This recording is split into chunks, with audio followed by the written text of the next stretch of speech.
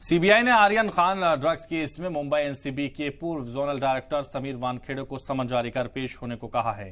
CBI Sameer Wankhede के खिलाफ बदउनवानी के इल्जामात की जांच कर रही है। आर्यन खान ड्रग्स केस में मुंबई एनसीबी के साबिक जोनल डायरेक्टर समीर वानखेड़े से इसी हफ्ते सीबीआई के सामने उसको पेश होना पड़ सकता है।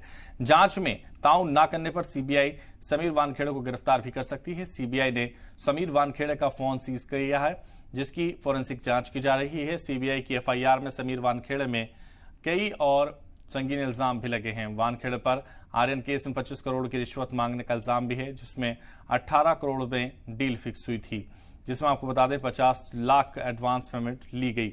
रेड के दौरान कई लोग पकड़े गए थे जिनका कोई रिकॉर्ड नहीं मिला। सीबीआई का दावा है कि केस में गवाह बने केपी गोसावी ने आर्यन खान के परिवार से 25 करोड़ रुपए की वसूलने की मंसूबा बनाया था। और वहीं आर्यन केस में समीर वानखेड़े पर चल रही जांच पर एनसीपी लीडर अजीत पवार ने जांच के बाद सच सामने आने की बात कही है। अभी उनके खिलाफ इंक्वायरी चालू है।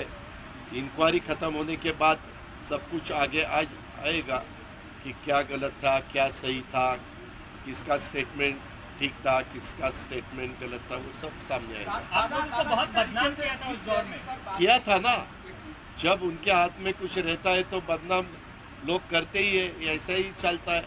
लेकिन बाद में पता चलता है 6 महीने के बाद, साल के बाद, 2 साल के बाद, 30 साल के बाद।